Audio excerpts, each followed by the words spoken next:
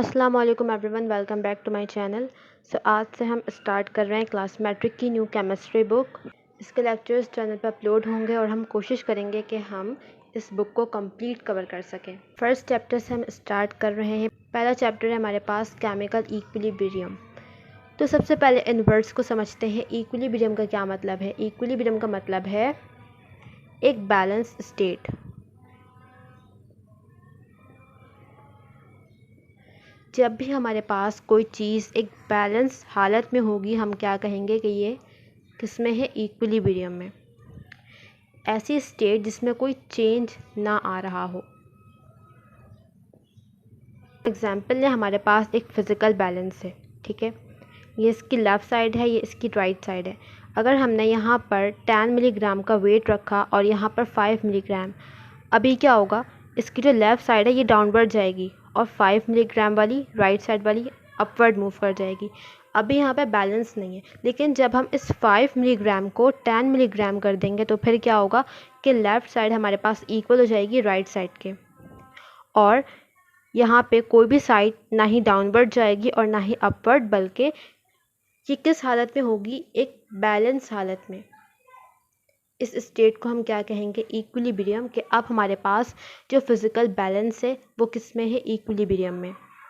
अच्छा, same example अगर हमने सीसॉ की, सीसॉ पर जब हमारे पास दोनों साइड वेट इक्वल हो जाएगा तो सीसॉ हमारे पास ना ही डाउनवर्ड जाएगा ना ही अपवर्ड मूव करेगा, बल्कि वो इस तरह से एक स्ट्रेट हालत में होगा, एक बैलेंस हालत में होगा। उससे हम क्या कहेंगे कि ये किस फॉर्म में है, किस स्टेट में है? इक्विलिब्रियम के स्टेट में।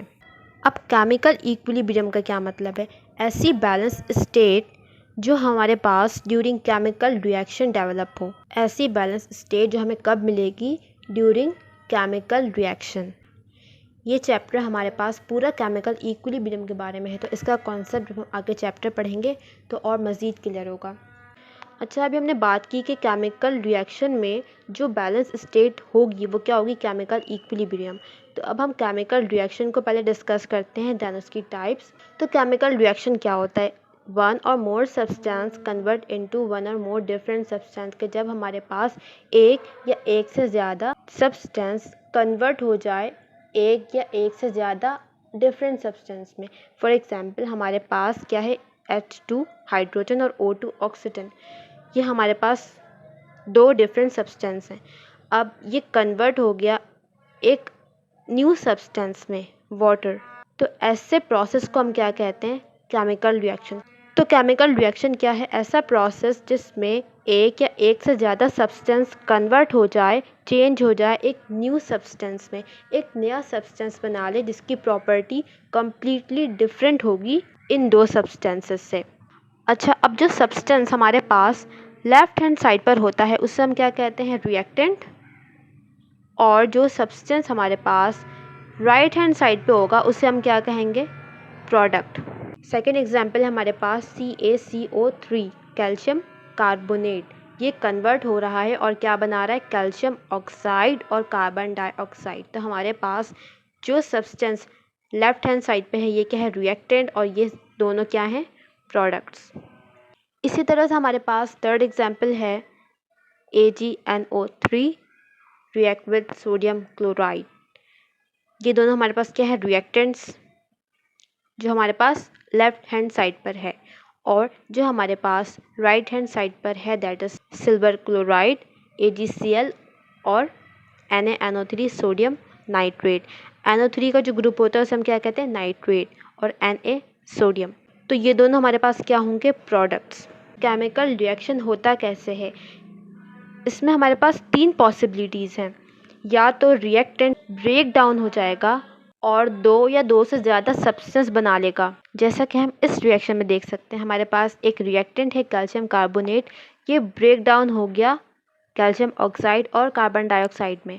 या फिर हमारे पास क्या हो सकता है? कॉम्बिनेशन हो सकता है कि दो या दो से ज़्यादा रिएक्टेंट हैं वो कंबाइन हो जाएं और एक सिंगल प्रोडक्ट बना लें, जैसा कि इस एग्जांपल में हम देख सकते हैं हाइड्रोजन है और ऑक्सीजन, दो अलग रिएक्टेंट्स हैं, कंबाइन होकर उन्होंने क्या बना लिया है? वाटर। अच्छा, और थर्ड पॉसिबिलिटी हमारे पास क्या हो सकती है? डिस्प्लेसमेंट या फिर रिप्लेस हो जाना। हमारे पास जो एटम्स हैं वो अपनी पोजीशन चेंज कर लेंगे। जैसे कि इस एग्जाम्पल में हम देख सकते हैं सिल्वर के साथ क्या है, नाइट्रेट, सोडियम के साथ क्लोराइड। प्रोडक्ट साइड पर अगर हम देखें तो सिल्वर रिप्लेस हो गया है सोडियम से, सिल्वर क्लोराइड बन गया है और सोडियम नाइट्रेट। तो ये तमाम बातें हो गई केमिकल रिएक्शन से मुतालिक। अब हम देखते हैं डायरेक्शंस। केमिकल रिएक्शन में हमारे पास दो तरह की डायरेक्शंस हो सकती हैं, फॉरवर्ड और बैकवर्ड। कुछ रिएक्शन हमारे पास ऐसे होते हैं जो सिर्फ फॉरवर्ड डायरेक्शन में प्रोसीड होते हैं, और कुछ रिएक्शन ऐसे होते हैं जो फॉरवर्ड भी प्रोसीड हो सकते हैं और बैकवर्ड भी। अभी सिर्फ इतना समझ लो कि फॉरवर्ड डायरेक्शन हम कब कहते हैं, बैकवर्ड डायरेक्शन हम कब कहते हैं। जब कोई रिएक्टेंट कन्वर्ट हो रहा हो प्रोडक्ट में, डायरेक्शन कैसी होगी, from left to right, from reactant to product, तो ये डायरेक्शन क्या कहलाएगी हमारे पास, फॉरवर्ड।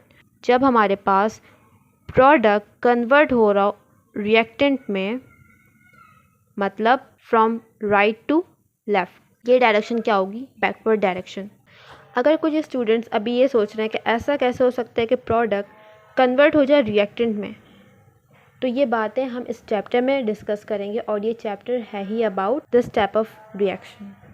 तो अभी तक हमने बात कर ली केमिकल रिएक्शंस के बारे में, केमिकल रिएक्शंस की डायरेक्शन के बारे में। अब हम देखेंगे कितनी टाइप्स हैं केमिकल रिएक्शन की। तो हमारे पास दो टाइप हैं केमिकल रिएक्शन की। पहली क्या है, इरिवर्सिबल रिएक्शन, और दूसरी क्या है, रिवर्सिबल रिएक्शन। अच्छा, अब इरिवर्सिबल रिएक्शन क्या है, ये हमें इस लफ्ज़ से ही पता चल रहा है। इरिवर्सिबल, ऐसा रिएक्शन जिसे हम रिवर्स ना कर सकें। सही है, तो इसकी हम प्रॉपर्टीज़ देखते हैं क्या क्या हो सकती हैं। इन वन डायरेक्शन, हमेशा इरिवर्सिबल रिएक्शन किस में होगा, सिर्फ एक डायरेक्शन में, क्योंकि ये हमें इस लफ्ज़ से भी समझ में आ रहा है इरिवर्सिबल। जब एक डायरेक्शन में काम हो गया तो हम उसे दोबारा से रिवर्स नहीं कर सकते, मतलब इससे हम दूसरी डायरेक्शन में नहीं प्रोसीड कर सकते। तो इरिवर्सिबल रिएक्शन हमेशा किस में होगा, सिर्फ एक डायरेक्शन में। कौन सी डायरेक्शन में, फॉरवर्ड डायरेक्शन में। मतलब अभी हमने डिस्कस किया फॉरवर्ड डायरेक्शन क्या होती है, from reactant to product. Second इसके प्रॉपर्टी क्या है, ऑलवेज कंप्लीट, के हमेशा ये रिएक्शन कंप्लीट होगा। फॉर एग्ज़ाम्पल, अगर हमने 100 ग्राम रिएक्टेंट लिया है तो after certain period of time ये 100 ग्राम रिएक्टेंट किस में कन्वर्ट हो जाएगा, 100 ग्राम प्रोडक्ट में। सही है, तो हमने जितना रिएक्टेंट लिया था हमें उतना ही क्या मिल गया, प्रोडक्ट। तो ये रिएक्शन कैसा हुआ, हमेशा कंप्लीट, कि हमने जितना रिएक्टेंट लिया सारा रिएक्टेंट किस में कन्वर्ट हो गया, प्रोडक्ट में। नेक्स्ट पॉइंट है इक्विलिब्रियम नॉट इस्टेब्लिश, कि हमें इरिवर्सिबल रिएक्शन में इक्विलिब्रियम की स्टेट नहीं मिलेगी। क्यों नहीं मिलेगी, क्योंकि देखो यहाँ पे जितना रिएक्टेंट हमने लिया वो सारा प्रोडक्ट में कन्वर्ट हो गया, यहाँ पर कोई इंटरमीडिएट, कोई दरमियानी स्टेट नहीं आई। अभी जब हम रिवर्सिबल रिएक्शन पढ़ेंगे तो फिर ये बातें और क्लियर होंगी।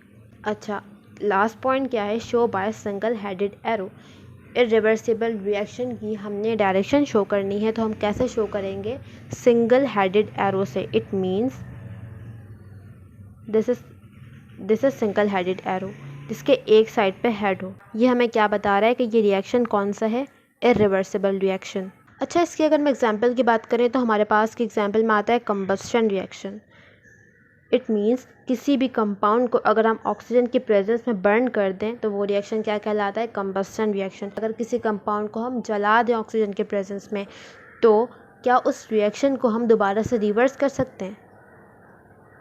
हमने एक कंपाउंड लिया CH4, हमने इसे ऑक्सीजन के प्रेजेंस में बर्न कर दिया, हमारे पास कार्बन डाइऑक्साइड और वाटर बन गया, तो इस रिएक्शन को हम दोबारा से रिवर्स नहीं कर सकते। कंबस्शन रिएक्शन किसकी एग्जांपल है, इरिवर्सिबल रिएक्शन की। नाउ सेकंड टाइप हमारे पास क्या है, reversible reaction. One by one हम इसकी भी प्रॉपर्टी देखते हैं, और मैंने यहाँ पे इसीलिए इन दोनों को साथ लिखा है ताकि आप लोग इसको ईजिली डिफ्रेंशिएट भी कर सकें। फर्स्ट पॉइंट हमारे पास क्या है, in both direction. Reversible reaction, इस वर्ड से हमें पता चल रहा है रिवर्सिबल, ऐसा प्रोसेस जिसे हम रिवर्स कर सकें, दोबारा से पहली वाली हालत में ला सकें। तो इसमें जो रिएक्टेंट है वो कन्वर्ट हो रहा है प्रोडक्ट में, लेकिन क्योंकि ये रिवर्सिबल है, दोनों डायरेक्शन में हो सकता है, फॉरवर्ड भी और बैकवर्ड भी, तो यहाँ पर जो प्रोडक्ट है इसके पास भी ये एबिलिटी है कि ये दोबारा से कन्वर्ट हो जाए रिएक्टेंट में। फ्रॉम रिएक्टेंट टू प्रोडक्ट, ये कौन सी डायरेक्शन है, फॉरवर्ड, और फ्रॉम प्रोडक्ट टू रिएक्टेंट, ये कौन सी डायरेक्शन है, बैकवर्ड। तो रिवर्सिबल रिएक्शन हम ऐसे रिएक्शन को कहते हैं जो दोनों डायरेक्शन में हो सके।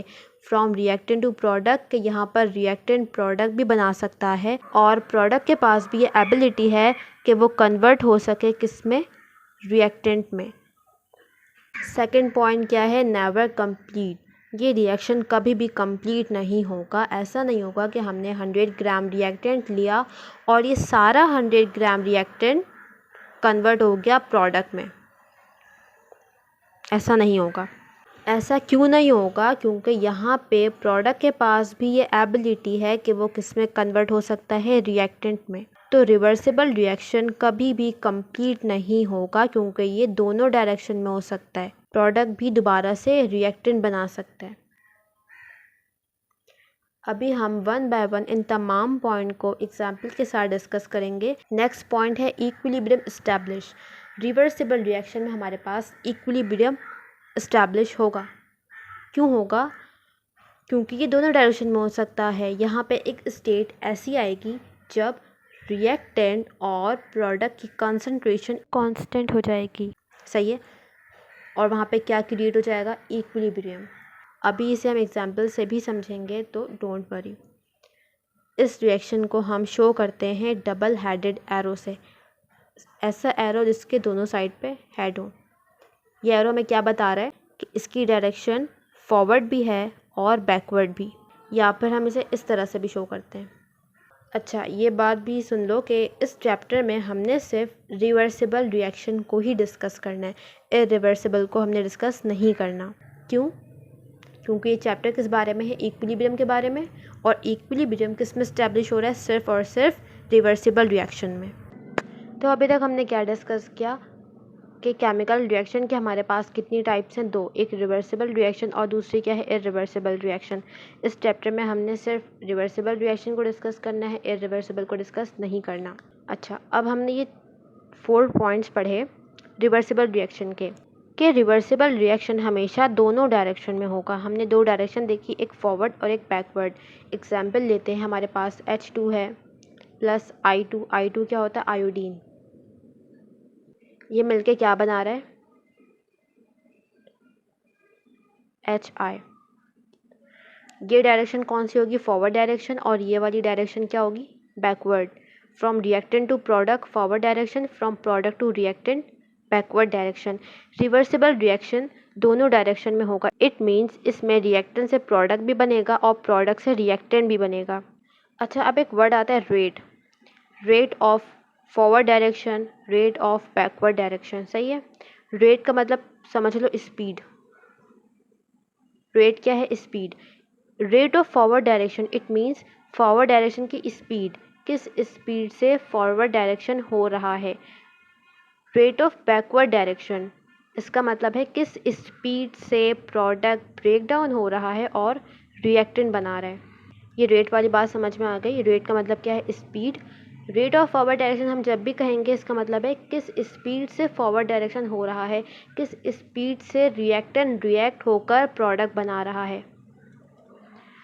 अब जब हम बात करेंगे रेट ऑफ बैकवर्ड डायरेक्शन की, इट मीन्स किस स्पीड से प्रोडक्ट रिएक्टेंट बना रहे हैं, किस स्पीड से प्रोडक्ट ब्रेक डाउन हो रहा है और रिएक्टेंट बना रहा है। सेकेंड पॉइंट क्या है, नेवर कंप्लीट, कि ये रिएक्शन कभी भी कंप्लीट नहीं होगा। फॉर एग्जांपल हमारे पास एक रिएक्टेंट है, ये कन्वर्ट हो रहा है प्रोडक्ट में, तो ऐसा नहीं होगा कि अगर हमने 100 ग्राम रिएक्टेंट लिया तो ये सारा रिएक्टेंट प्रोडक्ट में कन्वर्ट हो जाएगा। ऐसा नहीं है, बल्कि होगा क्या, हमने 100 ग्राम रिएक्टेंट लिया है, सही है, अभी रिएक्शन शुरू नहीं हुआ, प्रोडक्ट क्या होगा, 0। जैसे जैसे रिएक्शन आगे प्रोसीड होगा, रिएक्टेंट की कंसंट्रेशन कम होती जाएगी और प्रोडक्ट बढ़ते जाएगा, सही है। अब यहाँ पे एक बात समझो कि ये जो रिएक्शन है ये दोनों डायरेक्शन में हो सकता है, सही है। यहाँ पर रिएक्टेंट भी प्रोडक्ट बना रहा है और प्रोडक्ट भी रिएक्टेंट बना रहा है, ठीक है।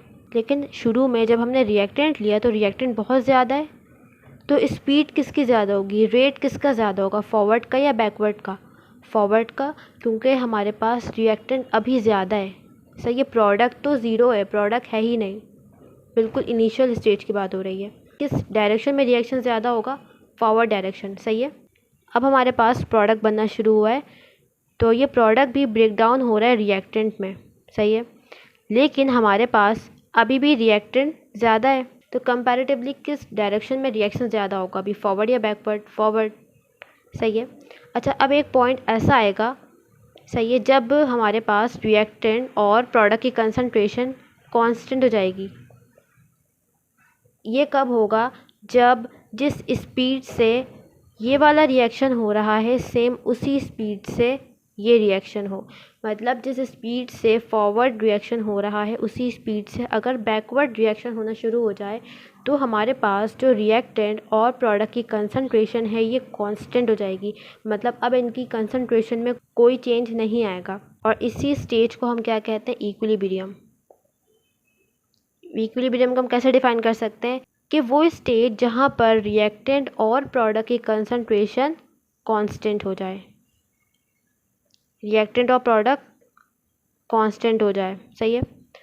दूसरी बात, हम इसको इस तरह से भी डिफाइन कर सकते हैं कि ये वो स्टेज है जहाँ पर rate of forward direction equal हो जाए रेट ऑफ बैकवर्ड डायरेक्शन के। रेट ऑफ फॉरवर्ड डायरेक्शन मतलब जिस स्पीड से फॉरवर्ड डायरेक्शन हो रहा है, जिस स्पीड से प्रोडक्ट बन रहा है उसी स्पीड से प्रोडक्ट ब्रेक डाउन हो जा रहा है। तो as a result net concentration पे कोई फ़र्क नहीं आ रहा। किसी को ये बात समझ ना आई हो तो एक एग्जांपल देखते हैं। हमारे पास अगर एक शॉपिंग मॉल है, इसकी एक एंट्रेंस है, इसकी एक एग्जिट है, इसके अंदर हमारे पास 10 लोग हैं, 10 लोग हैं। यहाँ से अगर 5 लोग एंटर हो रहे हैं, यहाँ से एट द सेम टाइम 5 लोग एग्ज़िट कर रहे हैं, तो क्या इसके अंदर जो अमाउंट है लोगों का उस पर कोई चेंज आएगा? जो नंबर है, जो तादाद है लोगों की, उस पर कोई चेंज आएगा? नहीं आएगा, क्योंकि जिस स्पीड से, जिस रेट से लोग एंटर हो रहे हैं उसी स्पीड से, उसी रेट से लोग बाहर आ रहे हैं। तो नेट रिज़ल्ट हमारे पास सेम है। सेम यहाँ पर भी हो रहा है कि जिस रेट से, जिस स्पीड से फॉरवर्ड रिएक्शन हो रहा है सेम उसी टाइम, उसी स्पीड से बैकवर्ड रिएक्शन हो रहा है। तो as a result net result हमारे पास कांस्टेंट है, और यही वजह है कि ये रिएक्शन कंप्लीट नहीं होगा, क्योंकि ये दोनों डायरेक्शन में हो सकता है। प्रोडक्ट के पास भी ये एबिलिटी है कि वो ब्रेक डाउन हो जाए और रिएक्टेंट बना ले। थर्ड पॉइंट है इक्विलिब्रियम इस्टेब्लिश, ये भी हमने देख लिया। फोर्थ पॉइंट है shown by arrow, double headed arrow. इस रिएक्शन की डायरेक्शन हम कैसे शो करते हैं? या तो डबल हेडेड एरो से या फिर इस तरह। सही है। यहाँ तक किसी को भी प्रॉब्लम है तो वो कमेंट सेक्शन में पूछ सकता है। 2 पॉइंट्स यहाँ पर रहते हैं, इसको भी मैं यहीं पर डिस्कस कर लेती हूँ। पहला पॉइंट है डायनामिक इक्विलिब्रियम। सही है। देखो, इक्विलिब्रियम समझ में आ गया क्या होता है? बैलेंस स्टेट कह सकते हैं। डायनेमिक का क्या मतलब है? मूवमेंट। तुम लोगों ने फिजिक्स में पढ़ा होगा इक्विलिब्रियम की टाइप्स। एक होती है स्टैटिक, जब बॉडी रेस्ट में हो। सही है। कब? जब बॉडी रेस्ट में हो। और डायनेमिक कब होगी? जब बॉडी मूव कर रही हो। सही है। तो हमारे पास केमिस्ट्री में जो इक्विलिब्रियम इस्टेब्लिश हो रहा है वो कौन सा है? Dynamic equilibrium. डायनामिक इक्विलिब्रियम का क्या मतलब है? कि रिएक्शन कंटिन्यू है, रिएक्शन हो रहा है, जो मॉलिक्यूल्स हैं वो मूवमेंट में है, वो आपस में रिएक्ट कर रहे हैं और प्रोडक्ट बना रहे हैं, और प्रोडक्ट के जो मॉलिक्यूल्स हैं वो ब्रेक डाउन हो रहे हैं। इसीलिए इस इक्विलिब्रियम को हम क्या कह रहे हैं? Dynamic equilibrium. तो याद रखना, ड्यूरिंग केमिकल रिएक्शन जो इक्विलिब्रियम एस्टैब्लिश होता है वो कौन सा होता है? Dynamic equilibrium. अगर स्टैटिक होता तो इसका क्या मतलब होता है? कि रिएक्शन स्टॉप हो गया, जबकि यहाँ पर रिएक्शन स्टॉप नहीं हो रहा। इक्विलिब्रियम के स्टेट पर प्रोडक्ट भी बन रहा है और रिएक्टेंट भी बन रहा है इक्वल रेट से। तो एक पॉइंट को हमने डिस्कस कर लिया, डायनेमिक इक्विलिब्रियम। अब दूसरी बात क्या है? क्लोज सिस्टम के बारे में। सही है। ये जो रिएक्शन हो रहा है ये एक क्लोज सिस्टम में हो रहा है। क्लोज सिस्टम का मतलब ये है कि हम इसमें ना ही रिएक्टेंट ऐड कर रहे हैं और ना ही यहाँ से प्रोडक्ट को रिमूव कर रहे हैं। सिस्टम क्लोज है, बंद है। यहाँ पे हम मज़ीद रिएक्टेंट ऐड नहीं कर रहे और ना ही हम यहाँ से प्रोडक्ट को रिमूव कर रहे हैं। सिस्टम क्या है? सिस्टम कुछ भी हो सकता है जहाँ पर ये रिएक्शन हो रहा है। अगर ये रिएक्शन एक बीकर में हो रहा है तो ये बीकर क्या हो जाएगा? सिस्टम। अगर ये रिएक्शन एक फ्लास्क में हो रहा है, ये फ्लास्क क्या हो जाएगा? सिस्टम। तो ये जो सिस्टम है ये क्लोज है, इसमें हम बाहर से कोई रिएक्टेंट ऐड नहीं कर रहे। एक बार हमने रिएक्टेंट डाल दिया उसके बाद हम मज़ीद रिएक्टेंट ऐड नहीं कर रहे और ना ही हम यहाँ से प्रोडक्ट को रिमूव कर रहे हैं। यहाँ तक कोई प्रॉब्लम है कमेंट सेक्शन में पूछ सकते हो।